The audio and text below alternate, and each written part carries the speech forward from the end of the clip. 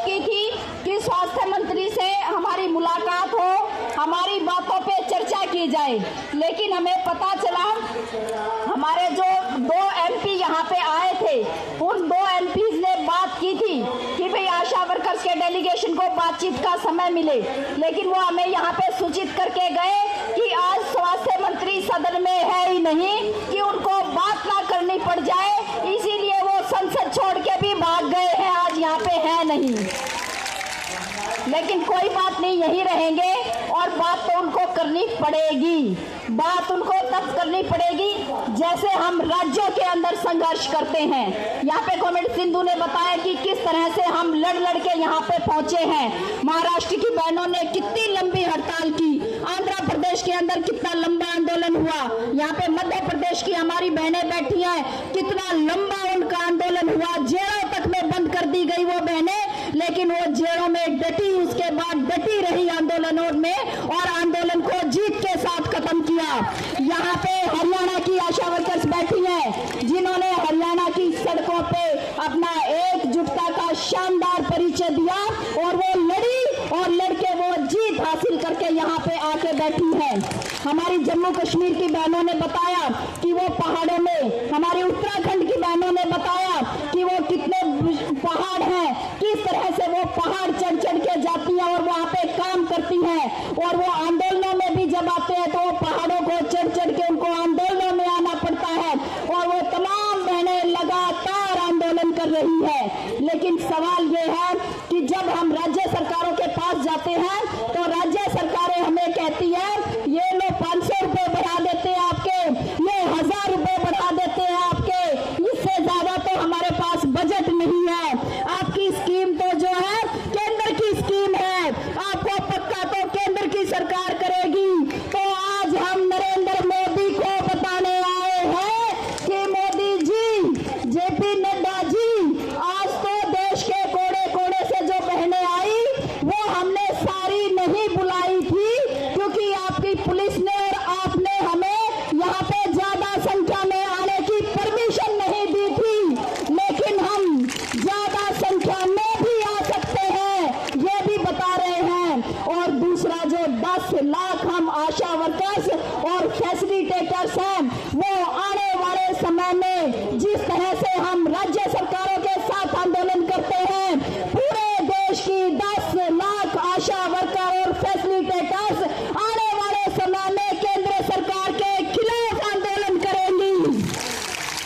Comrade Sindhu ने बताया मांग हमारी एक जैसी है। आंगनबाड़ी की स्कीम को 50 साल हो गए हैं, मिड डे मील की स्कीम और NHM की स्कीम एक साथ शुरू हुई थी, हमें भी 19 साल हो गए हैं काम करते हुए, लेकिन हमारी बात नहीं सुन रही है सरकार। तो आने वाले समय में न केवल हमारे अलग अलग आंदोलन इस केंद्र सरकार के खिलाफ, इस देश की 60 लाख स्कीम वर्कर भी एक साथ बड़े आंदोलनों का आह्वान करेंगे। यहाँ से हम आपको ये चेतावनी देके जा रहे हैं। साथ में हम ये मांग करते हैं कि अभी आने वाला जो बजट सत्र है, आने वाले बजट सत्र के अंदर इन स्कीमों के जो बजट है वो बढ़ाया जाना चाहिए, NHM के बजट में बढ़ोतरी होनी चाहिए और आशाओं का जो इंसेंटिव है उसमें भी बढ़ोतरी होनी चाहिए, हमारा फिक्स वेतन भी होना चाहिए, आप हमें पक्के कर्मचारी का दर्जा भी दो। हम बजट सत्र तक इंतजार करेंगे और बजट सत्र में यदि सरकार की तरफ से NHM के लिए बजट नहीं बढ़ाया जाता है, हमारा वेतन केंद्र सरकार की तरफ से नहीं बढ़ाया जाता है, तो बड़े आंदोलनों का आगाज होगा। और जब बड़े आंदोलनों का आगाज होगा और मिलके 10 लाख आशा वर्कर और फैसिलिटेटर्स आंदोलन करेंगी, तो ये पक्की बात है कि फिर हम उस आंदोलन को बिल्कुल पार लेके जाएंगे, फिर हम बीच में सांस नहीं लेंगे। ये हमारी पहचान है और ये जो हमारी पहचान है इसी का नतीजा है कि वोट लेने के लिए, महिलाओं की वोट लेने के लिए आजकल सरकार को क्या क्या टिकट में करनी पड़ रही है ना। लाया ना वो लाडली बहन योजना, कहीं पे लक्ष्मी योजना, और वो ला के वो सोचते हैं कि थोड़ा थोड़ा पैसा फेंको और हमारी सरकार बन जाएगी। सरकार बनने के बाद जो है फिर क्या, ये तो एक बार की बात थी, काट की अंडी चढ़ गई एक बार। ये जो है इस भी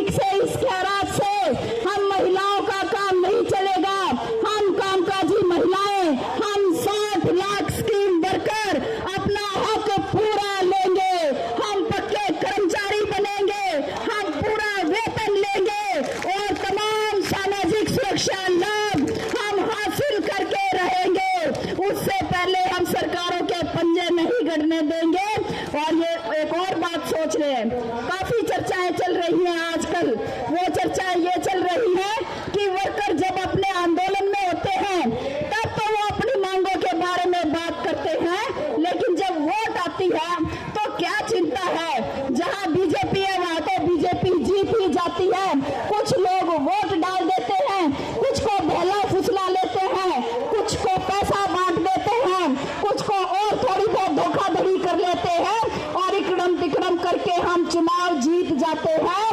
तो हम ये बता रहे हैं, ये जो मुद्दे सरकार आप उठा रहे हो, ये जनता के बुनियादी मुद्दे नहीं है। और इन मुद्दों से ये जो हिंदू मुसलमान की लड़ाई करवा के आप देश के अंदर गृह युद्ध छेड़ना चाहते हैं और आप सोचते हैं कि देश की जनता आपस में लड़ लड़ के मर जाएगी और हमारे पास कोई अपना मुद्दा लेके नहीं आएगी, तो ये आपका वहम है।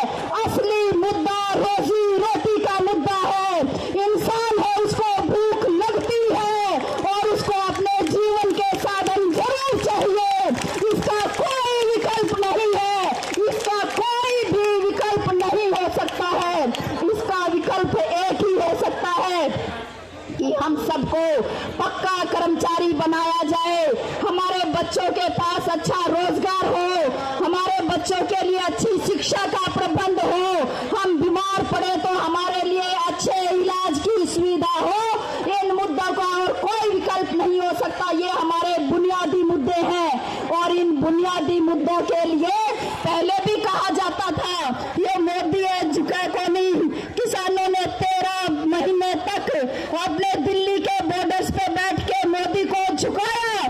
मोदी ने माफी मांग के कहा, हमसे गलती हो गई, हम तीनों काले कानून वापस लेते हैं। इसी तरह से देश का मजदूर जब खड़ा होगा फिर भी उनको झुकना पड़ेगा। असल तो शक्ति जनता के अंदर है और ये जनता को आप ज्यादा दिन तक बहला फुसला नहीं सकते। जब उनके असली मुद्दों की बात आएगी, सब तमाम जनता एकजुट होगी और इनको हम हर तरह से जो है लाइन में लगा देंगे और हम ये काम आने वाले समय में करके दिखाएंगे। इसीलिए यह अंतिम चेतावनी के साथ मैं अपनी बात खत्म करूंगी। हम रिक्वेस्ट करते हैं नरेंद्र मोदी जी से कि आज महंगाई कैसे आसमान छू गई है। ये क्या आपका कानून है, ये क्या आपका तरीका है कि आपने 2005 में आशाओं के लिए कुछ इंसेंटिव तय किए और 2005 में इंसेंटिव तय करके आप उन इंसेंटिव को रिवाइज करना भूल गए, उनमें कभी बढ़ोतरी ही नहीं की। आपने 2012 में आशाओं के लिए इंसेंटिव तय किए, फिर उसके बाद आप उसमें बढ़ोतरी करना भूल गए। आपने 2018 में 1000 की बढ़ोतरी की घोषणा की केवल 8 एक्टिविटी के लिए और 2018 के बाद उसमें भी आप बढ़ोतरी करना भूल गए।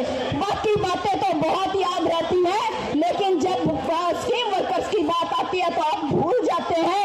ये बात अच्छी नहीं है। 19 साल में महंगाई कहां आसमान पे पहुंच गई है और हमारा इंसेंटिव जो तय होता है वो वही बना रहता है। बेशक उसमें छुटपुट बढ़ोतरी हम राज्य सरकारों से लड़के करवा लेते हैं, लेकिन केंद्र सरकार से लंबे समय से हमारे जो प्रोत्साहन राशियां उसमें बढ़ोतरी नहीं हो रही है। तो हम ये मांग करते हैं आपसे कि हमारे तमाम जो है प्रोत्साहन राशियां उनके अंदर बढ़ोतरी की जाए, हमारा 26,000 न्यूनतम वेतन किया जाए और हमें पक्का कर्मचारी बनाया जाए। हम बजट सत्र तक इंतजार करेंगे। यदि ये नहीं होता है तो उसके बाद हम एक लंबी लड़ाई की तैयारी करेंगे और देश की तमाम 10 लाख आशा वर्कर्स और फैसिलिटेटर्स सरकार के साथ आर पार की लड़ाई करने के लिए तैयार हैं। इसी आह्वान के साथ और इसी अपील के साथ मैं अपनी बात खत्म करती हूँ। आप सबने मेरी बातचीत सुनी।